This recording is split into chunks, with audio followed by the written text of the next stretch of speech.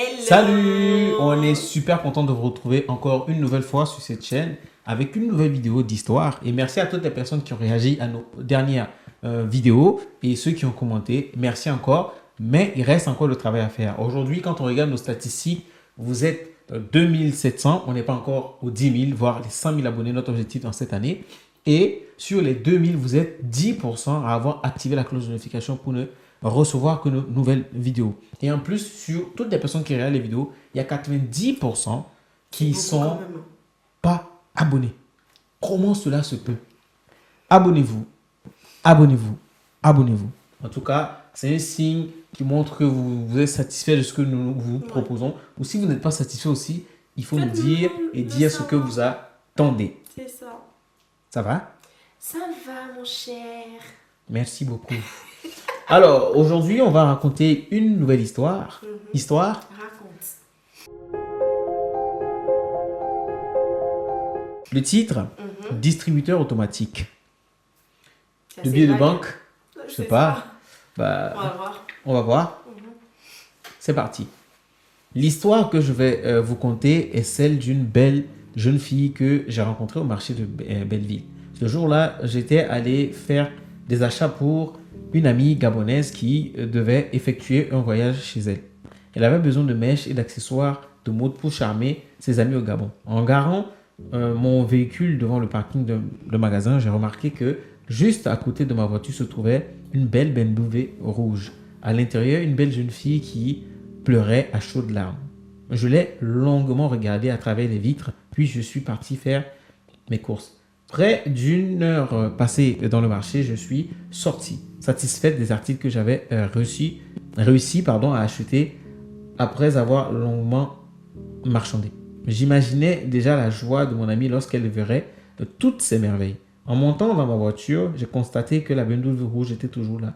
La même fille continuait de pleurer. Cette fois, je n'ai pas pu m'empêcher d'aller vers elle. Peut-être avait-elle perdu quelque chose, ou encore venait-elle d'apprendre la mort d'un être cher. Donc, ce sont les questions qu'elle se pose. Oui. Il fallait que je comprenne. Qui sait? Peut-être que demain, ce serait mon tour d'être déprimé.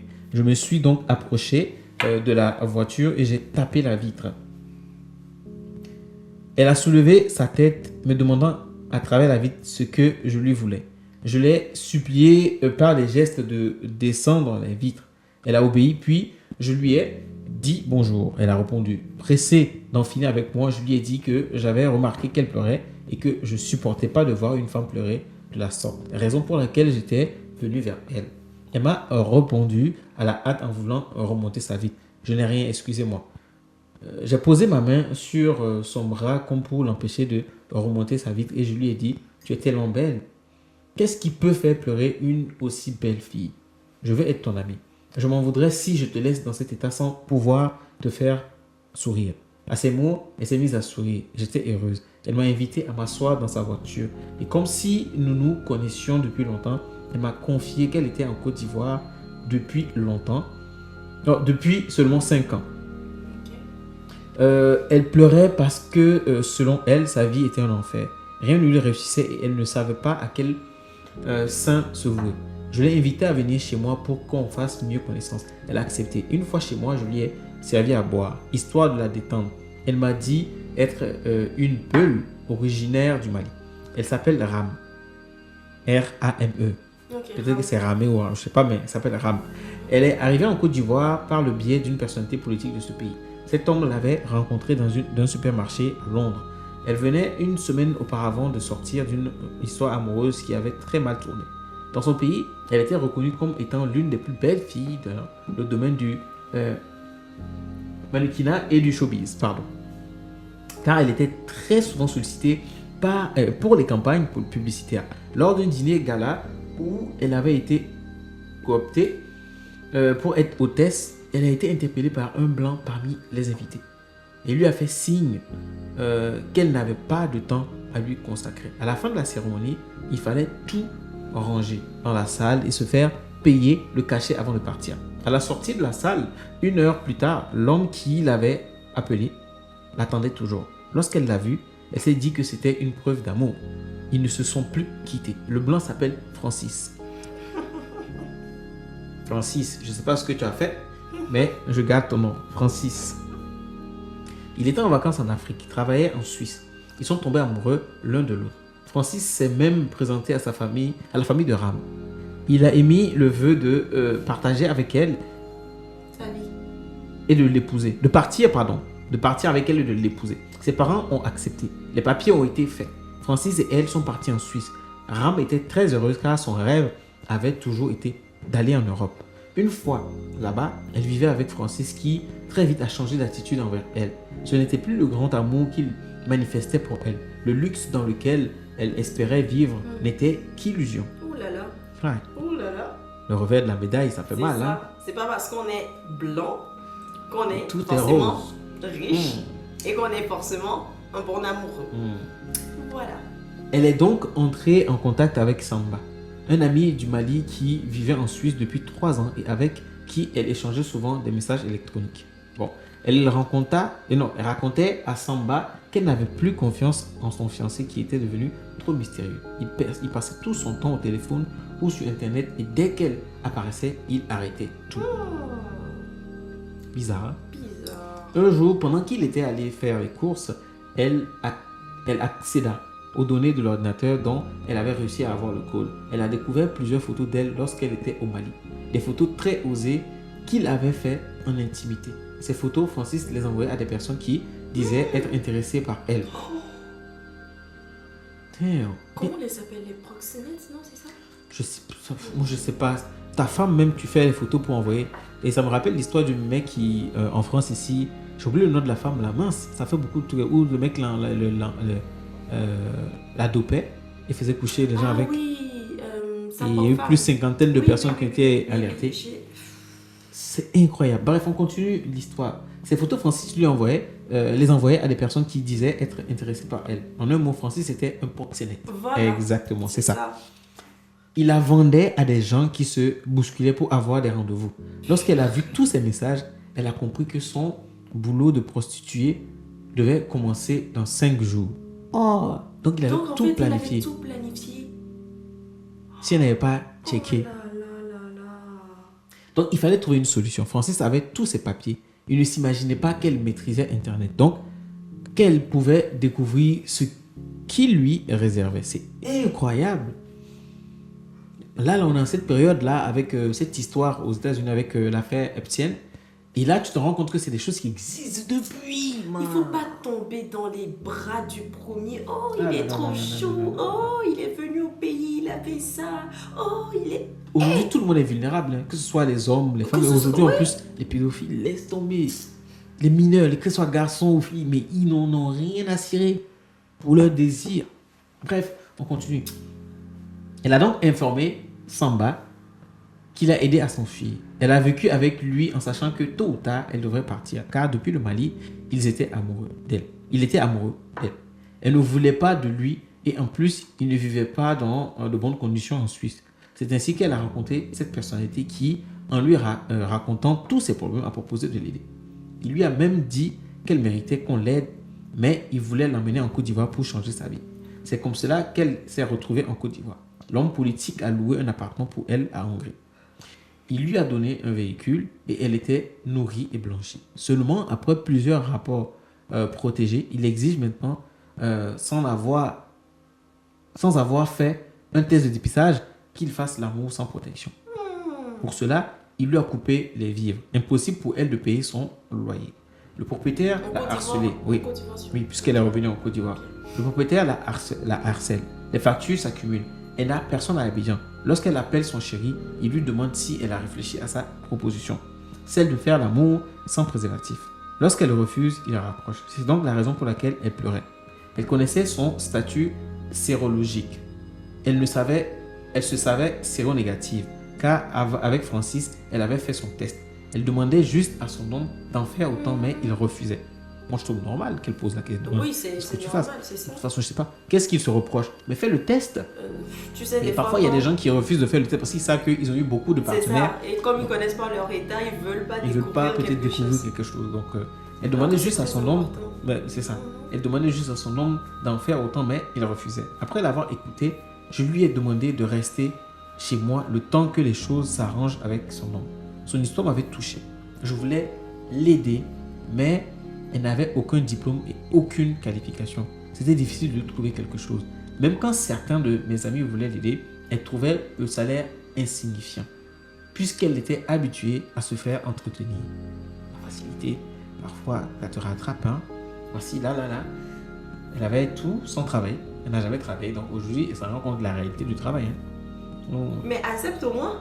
On te elle ne veut pas accepter. Il y a des gens comme ça. Elle voulait que je lui trouve du travail dans les bars, mais je lui ai fait comprendre que ce n'était pas mon milieu. Quelques jours après, lorsque nous nous sommes revus, elle m'a informé qu'elle a cédé à la volonté de son homme car nous ne pouvons plus supporter cette souffrance. Ça allait mieux chez elle. Il avait enfin pu régler toutes ses factures et il lui avait remis beaucoup d'argent. Il a aussi souhaité qu'elle aménage chez lui car il était séparé d'avec sa femme. Ram, sous le toit de son homme, m'invitait de temps en temps chez elle. Elle m'avait présenté à lui et il m'avait adopté. Toutes les fois où je lui rendais visite, je sentais la tristesse bien qu'elle me faisait croire le contraire. On va voir ce qui se cache. Elle avait toujours des marques sur son corps. Oula. Comme si elle avait été battue. Un jour, n'en pouvant plus, elle a raconté la vie qu'elle menait auprès de son grand type. Il la battait, la tâchait avant de lui faire l'amour. Il la sodomisait.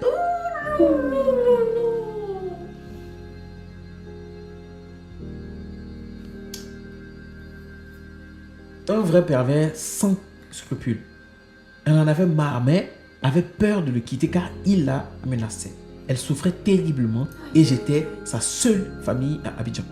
Je lui ai même conseillé de retourner dans son pays, mais elle m'a dit avoir honte de retourner dans ces conditions. Elle voulait prospérer avant. Mais pourquoi? C'était impératif pour elle. Vraiment, elle voulait vraiment avoir les sous avant de rentrer. Parce que tu sais que beaucoup de gens, quand ils quittent comme ça, ils vont avoir la voiture. Mais ta vie en dépend. Oui, c'est ça. Écoute. En fait, le truc, c'est que si l'autre n'arrivait pas à lui trouver du travail, je me serais dit, ok, non, c'est pour ça, elle subit. Mais on t'a trouvé du travail. Au lieu de te dire, je quitte un enfant. La facilité. Là, elle a accepté parce qu'elle a souffert de ça. Et finalement, elle s'est retrouvée dans un foyer avec cet homme-là, finalement, qui a montré notre visage. Bref, après 1 an et demi passé en Côte d'Ivoire, à subir les sévices sexuels du mazo, elle est tombée gravement malade. On ne savait pas exactement de quoi elle souffrait. Tantôt, c'était le ventre, la tête. Après, elle se plaignait du dos, etc. Chaque jour, elle maigrissait. Un jour, elle m'a appelé disant qu'elle voulait passer la journée avec moi, mais chez moi. J'étais très heureuse de savoir qu'elle allait mieux. J'ai fait la cuisine pour la recevoir. Elle avait une meilleure mine. Nous avons longuement bavardé, mangé et regardé un film. Je me souviens encore, c'était Pretty Woman, l'histoire d'une jeune prostituée qui a vu sa vie changer lorsqu'elle a rencontré un milliardaire. Ram a adoré ce film. Elle m'a remercié pour tout ce que j'ai fait pour elle. Elle disait qu'elle me considérait comme sa sœur. Ses propos m'ont beaucoup touché. Nous nous sommes quittés vers 1h du matin. Elle courait presque, prétextant que son mari devait déjà être à la maison à l'attendre. Tôt le matin, je fus réveillé par un coup de fil de l'hôpital. La suite n'est pas bien. Ram avait été retrouvée morte sur la route de Bassam à 3h du matin. Je n'en croyais pas mes oreilles. Je hurlais, je criais. Comment ai-je pu ne pas comprendre qu'elle avait encore besoin de moi? Je voulais comprendre comment cela avait pu arriver. Je me suis rendu à l'hôpital. Celui qui l'a trouvée sur la route a dit qu'il l'avait trouvée nue, couchée au milieu de la route. Apparemment, elle avait fait dans l'espoir d'une voiture... Non. Apparemment, elle avait fait dans l'espoir qu'une voiture la tue. Mais finalement, ce sont les comprimés qu'elle avait avalés avant de se coucher sur la route qui l'ont emportée. Cela faisait de la peine à voir. Elle avait pris le soin d'écrire ceci. J'ai quitté mon pays pour avoir une condition de vie meilleure. Je n'ai rien pu réaliser. Pire, je suis séropositive, contaminée par un pervers qui a brisé tous mes rêves. Je remercie Shana, donc moi, pour tout ce qu'elle a fait pour moi. Adieu, Ram. J'ai pleuré lorsque j'ai lu la lettre. Je l'ai gardée secrètement. Je n'avais aucune nouvelle de sa famille, donc je n'ai pu informer personne. Même dans son portable, aucun numéro ne me permettait de retrouver un membre de sa famille. C'est dur, hein? Ram a été enterré dans la discrétion car son boss voulait étouffer cette affaire. Cet homme vit et se balade dans la ville avec des filles qui n'imaginent pas à quoi elles sont exposées. Il distribue sans état d'âme la maladie. Je comprends pourquoi on dit le distributeur automatique. Comme il est riche, il se soigne convenablement. Il est beau et personne ne se doute du fait qu'il a le virus. Distributeur automatique d'argent pour les adeptes de l'argent facile et aussi distributeur automatique de VIH, SIDA. Qu'on se le dise, c'est vrai que celles qui prônent le féminisme et tout ça ont trouvé que ce que je vais dire là n'est pas du tout avéré, mais la femme est toujours la plus vulnérable. C'est incroyable. C'est incroyable comment on arrive à berner. Je sais qu'il y a des hommes aussi qui subissent des trucs comme ça, mais la femme, je sais pas pourquoi on arrive facilement. La femme est très fragile émotionnellement. C'est incroyable. On joue beaucoup avec les émotions de la femme et celle-là, je pense que dans son émotion, et quand je parle d'émotion, c'est pas seulement les sentiments amoureux, parce que c'est une émotion, c'est un sentiment de vouloir réussir dans la vie. Réussir, c'est ça. Donc dans la quête de coûte que coûte réussir, elle s'accroche à tout, peu importe le prix à payer. Mais Très belle fille. Les Peuls, c'est vrai, oui, sont des très belles filles. Ouais, elles sont vraiment belles. Elle allait être prostituée. Elle a pu sortir de là. Mais au final, regarde comme elle est Oui, là. moi je retrace. Elle a pu sortir de là. Aller avec une personne, elle a vécu avec une personne qu'elle n'aime pas. Ok, ça, il n'y a pas de souci. Elle a rencontré quelqu'un. Mais je pense qu'elle aussi, elle avait un critère aussi d'homme riche. C'est ça. Parce que déjà, le blanc au pays, elle a pensé qu'il était riche, qu'il allait lui offrir une meilleure vie et tout ça. Tu vois? C'est triste. Hein. Et là, finalement, elle se retrouve piégée dans une chose qu'elle a elle-même choisie. Qu'on se dise la vérité. Oui. C'est pas pour excuser l'acte de cet homme-là. Je suis vois? d'accord qu'elle l'a choisi, mais tu vois, c'est là où je me dis, elle a eu quand même une amie qui a voulu l'aider, Oui. qui a voulu la faire sortir de là, mais elle n'a pas voulu affronter la réalité. Non, elle n'a pas voulu parce qu'elle ne voulait pas fuir. Elle se disait, et au même moment, si je veux fuir cette réalité, c'est que je vais travailler. refuse. Mais j'oublie le confort que j'ai aujourd'hui avec les hommes. Mais regarde maintenant, si elle... Non, bref. Si elle avait juste accepté sortir de cette relation, ne pas coucher sans préservatif. Elle n'aurait pas eu. Donc, Et- c'est pour ça qu'elle disait qu'elle maigrissait parce que. C'est ça. En plus de ça, au-delà même du VIH et tout, regarde, on la frappait. Oui. On lui faisait du mal. Non mais... Et en plus, les histoires comme ça, je suis sûre qu'il y a plein de jeunes filles actuellement qui sont dans ce genre de situation, mais qui veulent coûte que coûte, encore une fois, prouver à la société que j'ai de l'argent. Je fais ci, j'ai des voitures, j'ai des trucs de marque, j'ai ci, j'ai ça, et subissent des choses. Bah, tout le monde veut prouver. Tout le monde veut prouver que je suis bien socialement, je suis bien financièrement. Mais pourquoi? Mais émotionnellement, c'est pas le cas. À quoi ça sert de prouver? Tu ne peux être bien mentalement. Oui, en fait, moi, c'est mon avis. Hein. À quoi ça sert de prouver, de montrer à l'extérieur qu'on est bien habillé, on a ci, on a ça, mais au fond, on ne c'est l'a le pas cas. forcément. Ouais.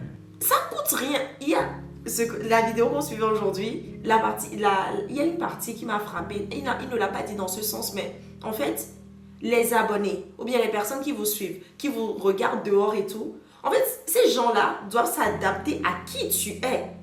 C'est pas à toi de te dire que tu vas faire genre pour que les personnes... M'as-tu vu? Exactement, ça les sert gens, à ça sert rien. vraiment à rien. Soit ça te détruit toi, ou soit tu tombes, genre demain, c'est ces mêmes personnes qui vont te dire, oh celle-là ou celui-là, il faisait genre alors qu'il n'avait rien. Donc à quoi bon? À quoi? En fait, moi, j'essaie la plupart du temps de réfléchir, de rentrer peut-être dans la tête, forcément, la psychologie de ces gens, mais je ne peux pas. Mais ce sont des hypothèses. Je me dis peut-être que ce sont des personnes, déjà, comme on l'a dit, elle a voulu réussir coûte que coûte. Réussir, c'est ça. Donc, les premières opportunités qu'elle voyait, elle choisissait ces opportunités. C'est trouver quelqu'un qui est riche, de pouvoir s'accrocher, et pensant que ça va être un conte de fées, tu vois. Et le problème, c'est que peu importe la personne, même si la personne est riche, comment, ça ne signifie pas que cette personne-là saura prendre soin de toi. Tu ne connais pas les arrière-pensées de cette personne-là. Le blanc, il n'a pas dit qu'il est pauvre. C'est quelqu'un qui se comportait bien au pays. Il l'a amené en Suisse et finalement, il avait un plan derrière. Oui, mais elle a dit que la vie de luxe qu'elle s'envisageait, c'était pas ça du tout. Ah bah voilà. Parce qu'elle pensait. Je me rappelle, mon papa me disait que la première fois qu'il est arrivé en France, lui pensait que tous les blancs étaient riches. Et que tous les blancs étaient beaux. En soi, c'est entre guillemets ce qu'ils vendent. C'est ce qu'ils vendent. Et ça, c'était en 1980 et quelques. Lui, il est arrivé. En ce moment, il existait encore les boutiques Tati. Il dit que quand il est arrivé, il a vu des clochards. Il a dit, c'est là, tu vas à l'envers du décor, tu te dis, mais. C'est depuis le jour il a compris que ce qu'on nous montre là, c'est pas vraiment ça en fait. Donc, beaucoup de gens, et les femmes, franchement, il faut des fois accepter que vous êtes vulnérable, honnêtement. Donc, c'est pour ça qu'il faut prendre les précautions. C'est vrai que ça ne veut pas dire que parce que vous êtes vulnérable, qu'on justifie l'acte des hommes. Oh non, en aucun cas. C'est comme, je prends un exemple, quand tu préviens, tu fais de la prévention à tes enfants, donc tu les conseilles, par exemple, de ne pas faire ci, de ne pas faire ça, parce que tu peux te faire ci ou tu peux être vu comme ça.